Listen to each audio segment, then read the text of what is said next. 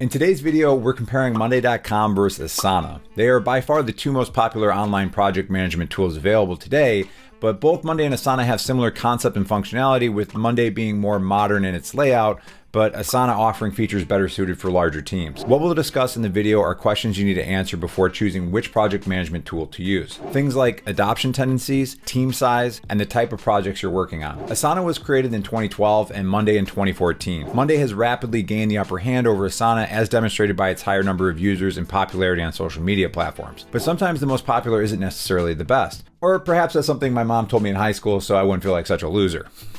I'll make a quick mention that I won't be discussing pricing in this video because that is something that can easily fluctuate and it's easy to compare on your own, but I do have links in the description of this video that will take you to the pricing page for both services. I appreciate using my links in the description below because it'll help support my YouTube channel at no additional cost for you. So now let's get back to the review. Let's first talk about adoption tendencies. One thing to consider is how well your team tends to adopt new software and procedures. Some people are more change resistant than others and won't put the work into learning something new. The user experience and layouts with Monday are much cleaner and more simplistic, while Asana looks more technical in its layout. Both allow you to create Kanban boards in which you can visualize tasks, projects, and deadlines on a single board. This method of visualization became popular with Trello and is adopted nicely into both platforms.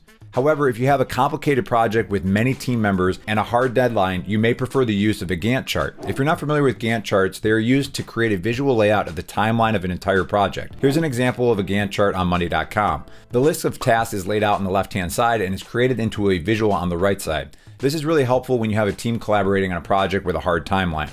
The length of the bars on the right are indicators of how much time it takes for each of those tasks, so it's easy to see the progression of a project with estimated timelines for each task. Now, Asana doesn't use Gantt charts, but they use their own versions called timelines. Here's a visual from their platform showing how collaboration works in their timeline feature.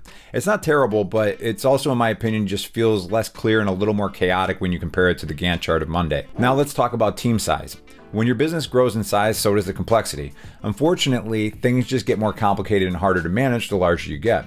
So with that being said, Monday is better suited for teams of 20 or less, while Asana is geared for teams with over 20 members. The reason for that is Asana allows you to create more complicated organizational charts with restricted access permissions. You just need a shared company email address with Asana to create your team within the platform. Here's a visual of how that looks in Asana. But what we're looking at on screen is a document just for managing the organization itself in Asana, let alone an actual project. You can see this is a lot, and it isn't something you just jump into lightly. To make an analogy of this, Monday.com is more like the iPhone, where the design is simplistic and it's easy to use, and Asana is like an Android phone where you can have more control to dial the phone into your preferences, but it's easier to get lost in the sauce. One's not necessarily better than the other, it's just what's a better fit for you. So let's take a moment to discuss what type of project you're working on. Both Asana and Monday offer agile management, which is great for dev projects, but Asana is a little weaker when it comes to creative projects. The reason for that is the size of the files you're working with. Monday offers 5 gigs of total file storage on the basic plan and goes up to 20 gigs on standard and 100 gigs on pro. Asana has unlimited file storage, but your file size is limited to 100 megs. I mention this because the file size on Monday is limited to 500 megs. So this really depends on the need of your business. What I would suggest is to go into your file section of your computer and look at files you may be collaborating on and what size they are. If you're going to be uploading files larger than 100 megs, it might make more sense to use Monday. For me, my typical video file is larger than 100 megs, but this depends on what type of work you're doing. Personally, I prefer Monday because the tool you end up using is only as good as your ability for your team to adopt it. With Monday, your adoption rate tends to be better because the tool is built around simplicity and ease of use.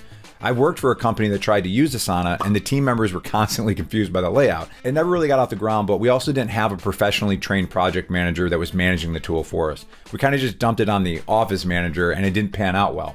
I'd only recommend Asana if you have someone in-house and it will be their main focus to implement and educate your team on the tool. You can get more into the weeds with Asana, and this is great, but only if you have someone willing to manage the process for you. Again, I appreciate you using my affiliate link in the description below. So lastly, on the screen here, you'll see tutorials for both Monday and Asana, and I'm going to walk you through both of these tools so that you can make the right decision for your business. I'll catch you in the next video.